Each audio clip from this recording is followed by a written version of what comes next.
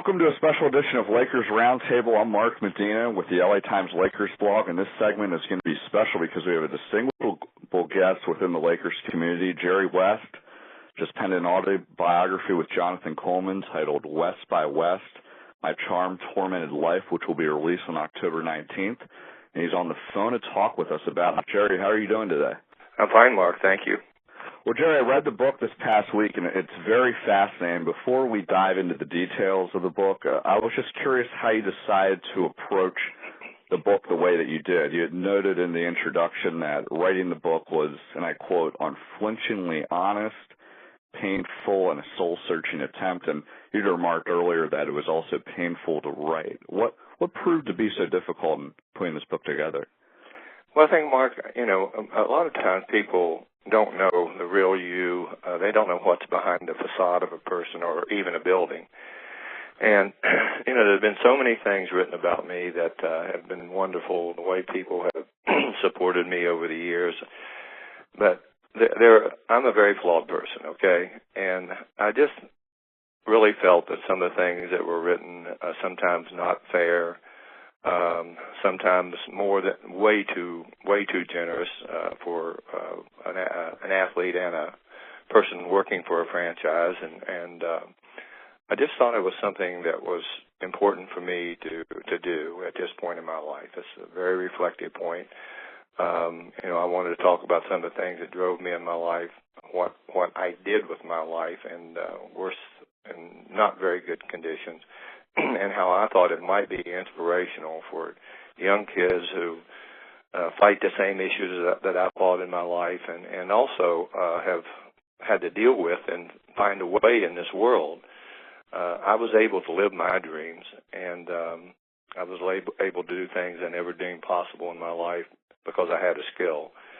And, most people would look and say, well, you work really hard at it. Well, there's not an athlete, I don't think, that doesn't, if he wants to play at an elite level, doesn't play really hard and doesn't compete at a high level. But mine was a different kind of journey because I really was dealing with a lot of personal demons that I still do today.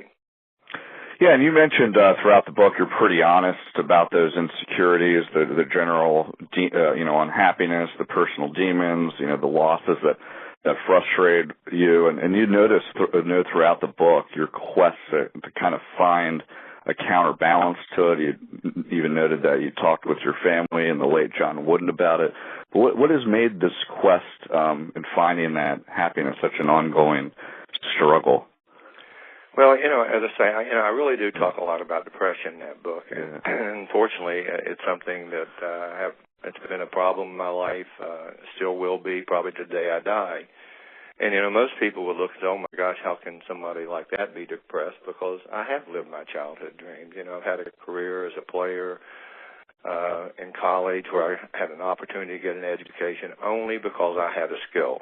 And then to become a basketball player in the first year here in Los Angeles, watch this franchise grow and the enormous appeal that has fans today.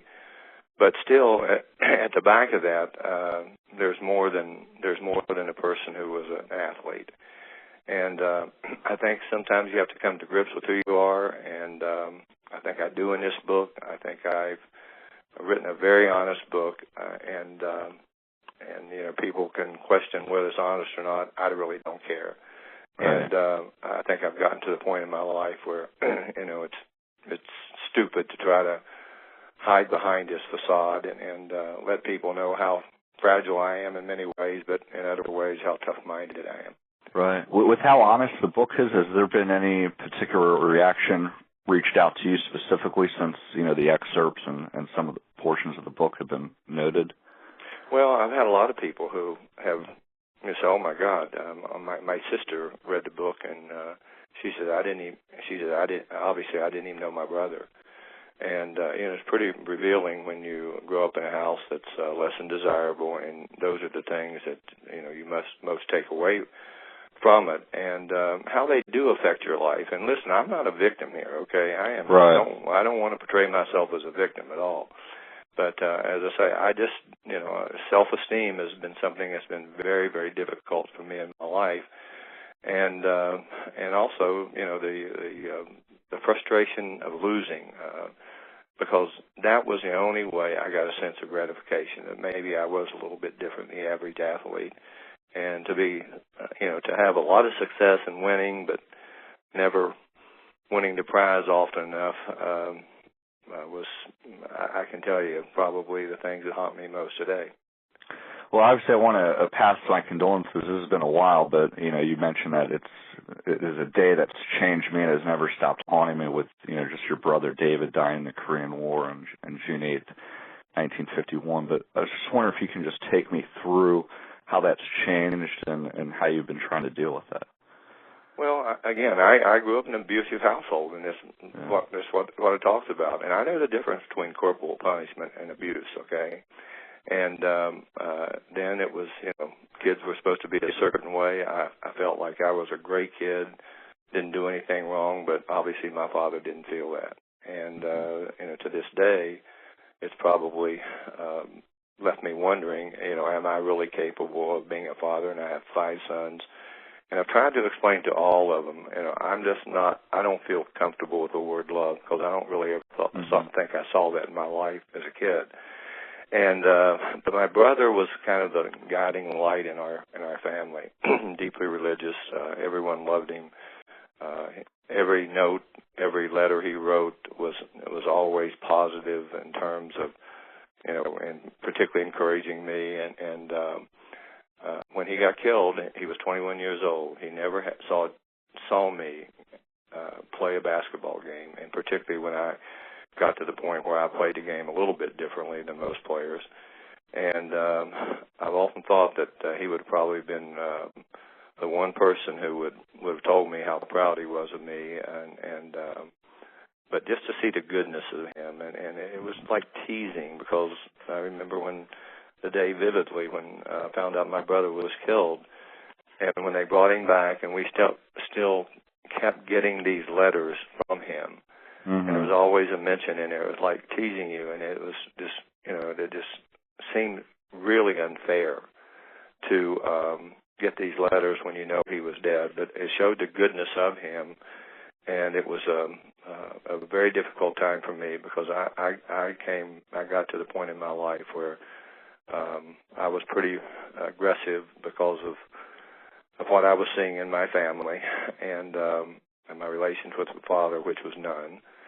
And it changed me forever. I went from being very aggressive to completely passive, and more importantly, completely introverted, where little interaction with anyone other than me spending time with myself.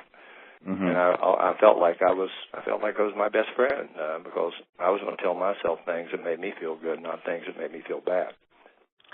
And with how that's affected you in terms of just your overall psyche when you were a player as a GM, in what portions can you point to that background in terms of how you went about in approaching your craft?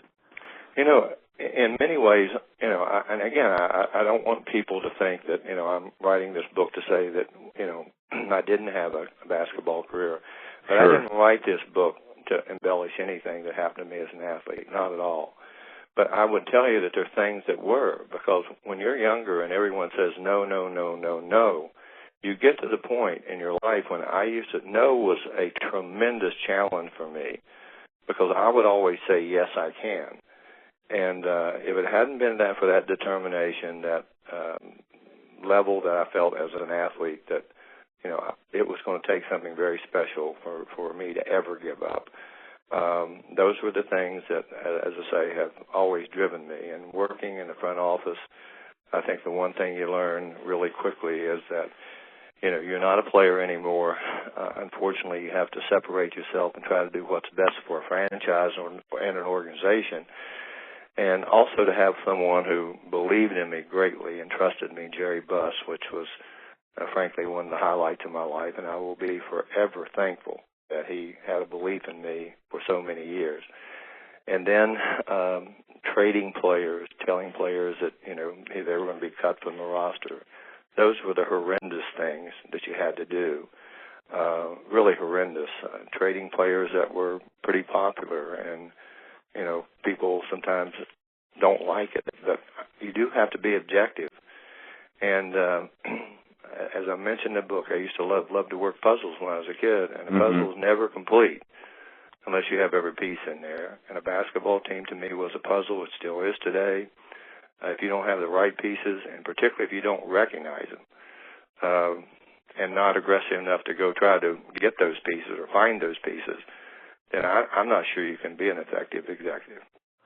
And one of the things that was intriguing to me when I read the book is, and you noted this earlier, that you struggle with handing out affection and that sort of thing, but in substitution for that, you feel like you always want to be very generous, whether it's picking up tabs at a restaurant or just making sure that the people that worked for you were in a good position. What's your overall feeling with that, and what difference do you think that made? Well, for me, they were a family I never had. Growing up in my house wasn't much, there were children there, but it wasn't like a family. And I know that the people that worked with us and with me, I never felt was work. And I think Confucius said one of the best quotes I've ever heard in my life. Show me an occupation you'll love and you'll never work a day in your life. And to some extent, I never worked a day in my life. And I wanted those people to know that I really, really cared about them. I don't care how menial their jobs were. It was important for me to go around in the morning and say hello to them. You get a lot of information from people like that. And more importantly, you develop friendships and relationships with people that you'll never forget in your life. But, there's one other thing, Mark, that I would add to that. I really learned to have a much greater appreciation for women. I work with three ladies. My assistant, Mary Lou Liebig, who was an incredible person. She's now deceased. Someone that every day I walked into the office, it felt good to see her. And Claire Rothman, who ran the forum at that point in time, and Joan McLaughlin, who were there. Frankly, they were kind of my mentors because, I didn't know how to be executive. I wasn't trained to be an executive. And watching how they operated and everything, I learned so much from them. And I've always been someone and that if I don't know, I'm going to ask enough questions to at least make some kind of a reasonable guess. And they were immeasurable in me growing as a person, and particularly trying to become an adult, because certainly when I retired, I wasn't an adult. We're speaking with Jerry West, whose biography, West by West, My Charmed, Tormented Life, is coming out October 19th. And Jerry, I know you noted lots of this book has less to do with basketball and more to do with your life, but obviously there's definitely parts of this book that will intrigue Laker fans. I know one of the most publicized portions of the book so far has involved, your revelation that you had no relationship with former coach Phil Jackson. What prevented that from happening? I really don't know. And, coaching is really difficult. And I've always felt that, when you work with coaches and you're trying to hire coaches, obviously an owner is going to have to approve those things. But, we needed to stop changing coaches. We had the talent to win, okay? And I know that I had talked to Phil's agent in Chicago and had met with him for lunch one day, and we talked about his availability and whether or not he wanted to coach anymore. And we started talking, and then I talked to Phil a couple times personally, and we reached an agreement. I felt it was more important to have someone there that would give us a chance to, with the talent we had, to build the kind of team that you would think not build the kind of team because the team was there, but to get someone to organize this team in a way that would help them to get to the point where they could reach their goals, and particularly the Laker organization and Jerry Buss, not me. And it became pretty evident pretty quickly that he wanted little or no relationship with me, which was fine. I didn't have any problem with that. I've always felt a coach is kind of a buffer between the owner and agents and players. And, it just was something, somebody said, was it a good relationship or bad relationship? I couldn't tell you if it was good or bad. I mean, it didn't feel very good for someone to walk right by you and not even acknowledge you're there, but that's Phil. And he did the job possible, but it was not a good time for me. And frankly, I think you start to feel underappreciated and undervalued. And it was time for me to go. But it was the best for the Lakers, and it was best for me. And as I say, my days with the Lakers I'll cherish forever. And I'm not going to let one incident that was not even an incident, because there really basically weren't any incidents. But as I say, I can be pretty tough-minded. And I was not going to get into any kind of a personal duel with him, because it wasn't necessary. The most important thing, in my eyes, was for the Lakers to win, not me being around there, and not me having to deal with really feeling not wanted, to be honest with you. Right. Well, you noted in a few paragraphs the incident where, he said in some explicit language of asking to get out of the locker room. Mitch had told Jonathan that in his view he felt that sort of set the tone of the relationship. What's your overall sentiment about that? Well, as I say, I always, win or lose or draw, I always went in the locker room, usually paid attention to the younger players that were playing, and always tried to let the coach get through with their the post-game talk with the players and everything. And we thought he was done, and so I opened the door and in very kind of ugly, explicit language, he didn't want me there. Well, I never went in the locker room again, never went to another Laker game. And it was just something that, I wasn't going to be around him if I was going to upset him, or even, Phil likes attention, okay? He likes a lot of it. And it was important for him to have his own territory. I didn't want to interfere with it. I just wanted to be away from him. And being away from him, obviously, I was away from the thing that I seemed to love most in my life. I do want to note, obviously, some of your book mentions a little bit about some of the current Lakers, but I obviously want to note to the audience that because, your current position as a consultant with the Golden State Warriors, don't want to exactly get you fined about speaking about current players in the midst of the lockout, so I'll stay away from that. But with Shaquille O'Neal retiring, I'm sure that's a safe subject, and what was kind of intriguing, mentioned the process of acquiring him and signing him to that 7-year, $120 million deal really led you into exhaustion. What was it about that process that proved to be so tiresome? Well, I think if you're competitive, I think if you want something, you're going to try to find a way to get it. And you realize that certain players can make not only a significant impact on your winning and losing, and you cannot win without players. I do not care if it's Phil Jackson, Pat Riley, whoever, Red Auerbach. If you don't have players, you're not going to win. You might be better organized, you might be very competitive, but you're not going to win. It just doesn't happen that way. So you're always trying to attract the very best talent for Los Angeles. And working with Jerry Buss, as I say, he was so encouraging in the sense of, let's do something big and try to do something big. And we're fortunately in a position to be able to get ourselves in the Shaquille O'Neal Derby, but a lot of things had to break right, and they did. But in the process, obviously we were able to get a young man that has proven to be a player for the decade in Kobe Bryant. So it was a deal that was enormously difficult. Acquiring Kobe could not have happened without his agent, Arntellum, and obviously getting Shaquille with the enormous amount of time and effort. Set there on pins and needles every day. One day it looked pretty good, next day it didn't. And when the fruition of it came, I was exhausted. I had to go in the hospital. It was just, I don't sleep a lot anyway, and I have a very inquisitive mind, and I think when you're like that, it even creates more problems for you. But I do know it was kind of a watershed day for the Lakers and for Jerry Buss. But again, Jerry Buss, when it didn't look very promising, he said, no, let's just keep going. Let's keep going. And this wasn't all about me, ever.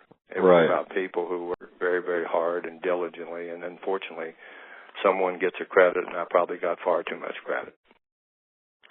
Now, what was interesting, mentioning Jerry Buss, it seems reading throughout the book, there's some complications in terms of, your overall affection and appreciation for the opportunity with working for him, but then just instances where you felt, in certain times, feeling unappreciated. How would you, I guess, sum up all those various feelings? Well, as I say, and I've seen a lot of people prosper in this league for doing very little, and as I say, he was just unique, okay, and I loved being around him, and we were able to together collectively with the other people working there to do some unbelievably special things, and I think it just got to the point where I probably had worn out my welcome, to be candid with you, because the only other thing I cared about, and I was zealous about it, okay, and he owned a team, but as I say, maybe I overstepped my bounds sometimes, but again, I will be forever grateful to him for allowing me to be with him as long as I could, but as I say, it was just time for me to go. Well, it was interesting the way the book ended.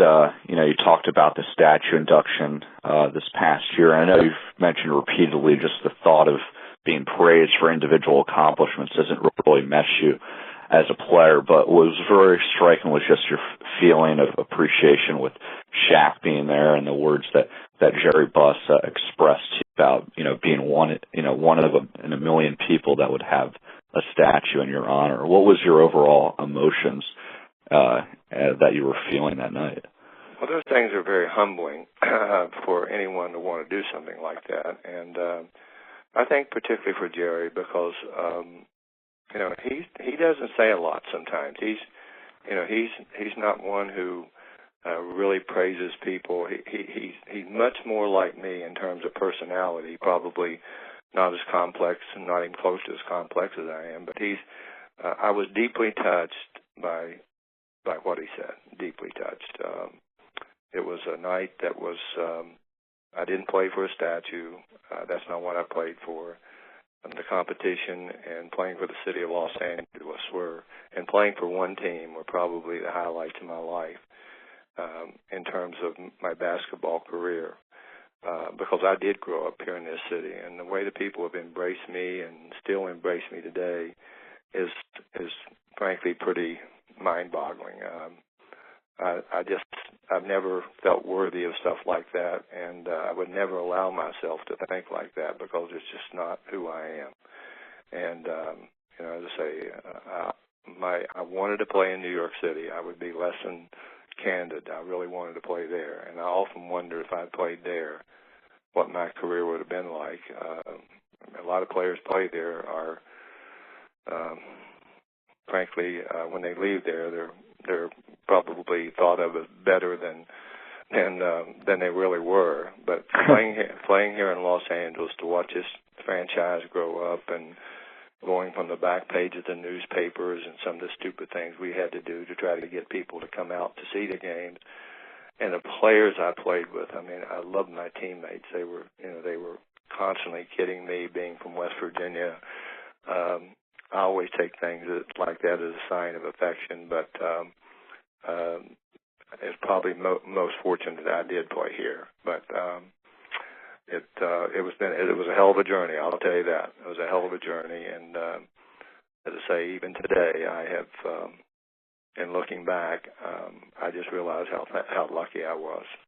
And one of the things that, when you're talking about your playing career, is your overall affection for Elgin Baylor, the way he went about his craft, but also your feeling that he wasn't always fairly given his due. What part of his game do you think was overlooked? Well, he was one of those players that he had an incredible, really, he could score the ball, but obviously, scoring the ball, I don't really judge players, frankly, by how much they score the ball. I think some of them score at the expense of their teammates, and all the teams are going to lose. But I just felt that he was one of those players that was the way he treated me and the things I learned from him.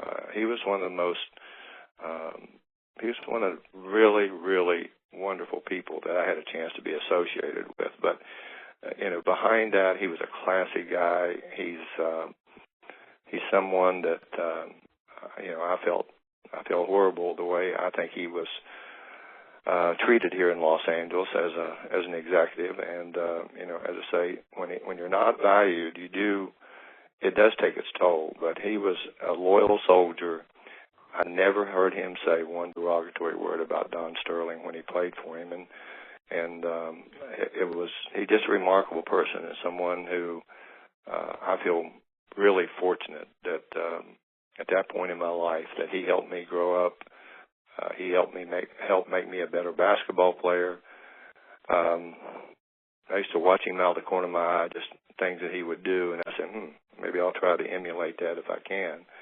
And I just learned so much from him as a person. How does that experience playing with him compare to playing with Oscar Robertson, in the 1960 U.S. Olympic team? Because I know you mentioned that winning that gold medal was your most cherished possession. Well, at that point in time, there was a lot going on in the world, and Robert, I read a lot, okay, and I read a lot of serious books. And there was a wonderful book written about the 1960 Olympics that changed the world. And David Maimonides wrote it, and I'm not trying to promote his book, but it really, when I read it, it was, I wasn't even aware of the things going on. I was from West Virginia, wide-eyed, certainly wasn't exposed to some of the things that kids were in bigger cities where there's a lot of media stuff. And, my quest was just to be a basketball player and to graduate from school. That was my quest. But there's so much more to life than just what you experience when you're young. If you can go back and read, and some of the things that are going on in my life, I didn't realize to the extent of how dangerous they were in those times. You had the threat of nuclear war, American communism, race. You had everything going on in the world, a pretty turbulent time. And I just think that when I look back at those days, that made the Olympic gold medal more special for me. And playing with Oscar, who our careers mirrored each other in terms of length and statistically. I mean, it's just amazing how close those things were. But he's someone that I have great admiration for. He has spoken out when obviously it's not popular to speak out, and particularly at that point in time. And for some strange reason, my first two sports heroes were black, Joe Louis and Ray Robinson. I love those guys because I've been a boxing fan all my life. And then Elgin Baylor, I was a tremendous fan of his, and Jim Brown. And almost every one of those people, Bill Russell, Jim Brown in particular, they spoke out. Oscar spoke out when it was not popular to speak out. And that's why I have so much great admiration for the black athletes. I feel that I have kind of a kinship with them when I grew up, maybe much more so than with the white players. And because I know what they saw, and I don't know. Those players I played with have always had a special place in my heart. Jerry West, I appreciate all your time. I'm going to leave you with one last question. We've obviously covered a lot of ground in our conversation regarding your book, West by West, My Charmed, Tormented Life. But besides everything we've already covered, is there anything else that you want readers to get out of the experience of reading your book? Well, I think the one thing that, maybe for a lot of young kids out there and people who have seen a tough way of life, and particularly with growing up in an abusive household, there is a way. You have to really be determined, and I'm hopeful people will take some of the things that have been read in this book, and particularly younger kids, if they choose to read it. There's a lot of people are going to be able to identify with this stuff, and it has made me a stronger person. But yet, at the end, I learned how to function in a world that wasn't normal for most families. But at the end of the day, I'm still a very flawed person, a person who loves people, loves to give, loves to help, and I don't want to ever change that at this point in my life. Those are the thoughts of Jerry West, whose autobiography, West by West, My Charmed, Tormented Life, written with Jonathan Coleman, will be released on October 19th. Jerry, thanks a lot for all your time and insight today. Thank you. Wonderful to talk to you.